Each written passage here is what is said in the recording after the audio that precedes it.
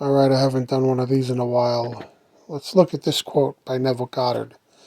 Your desires will never come to pass if you believe the denials displayed by your reason and outer senses.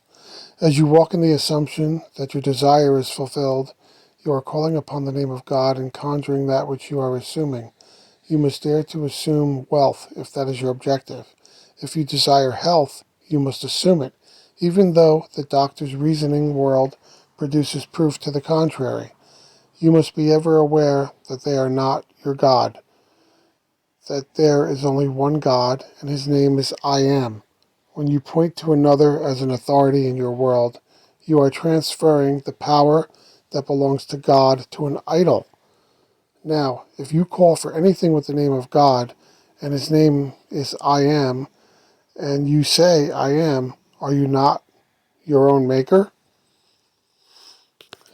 So, we do that all the time, right? We look at external circumstances, external people, what other people say and think, and we transfer our I amness to them instead of keeping it where it belongs.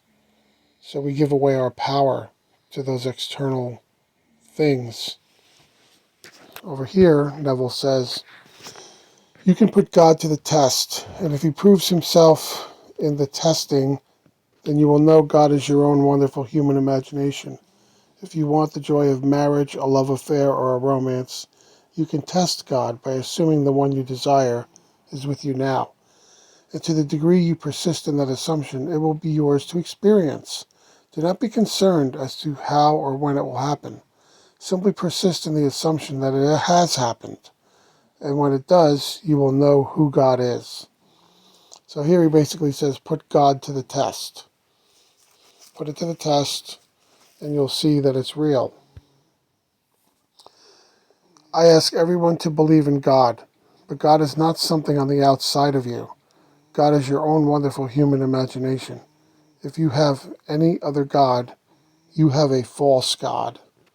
So here he says again, if you put your faith on something on the outside of you, and he's not just talking about believing in an external God that's out there sitting on a throne in heaven somewhere.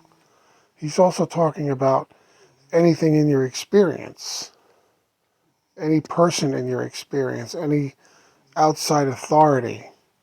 Then you are transferring to an idol, right? So I thought these were somewhat related. Here it says, you are transferring the power that belongs to God to an idol, right? When you point to another as an authority in your world, you are transferring the power that belongs to God to an idol. So you got to watch out about that. Doubts are another tricky thing because they manifest in, you know, barriers to what, or setbacks to what you're trying to accomplish. So it happens to all of us. Don't beat yourself up over it when it happens. Just, as Neville says in some of his other stuff, he's like, when you're having, like, say, those mental arguments with people, it's the same thing. Whether you're having a mental argument with somebody or you're thinking, you're not following a good mental diet, you're not thinking the way you're supposed to. You're supposed to, in order to accomplish what you want, in order, you're doing this stuff. You're transferring your I amness to something outside of you. Just stop it. He says, it's like forming a mental miscarriage. Just stop it right there, and that's called pruning the bush, right? Pruning the tree or the bush, like you prune a fruit tree. We've talked about that before. So it's just, it's like practice. Neville even says that, someone manifests something that they want. They end up a little better off in some way, financially or some other way. And then they fall into the temptation of saying, oh, but it would have happened anyway, because it always happens in a perfectly natural, explainable way.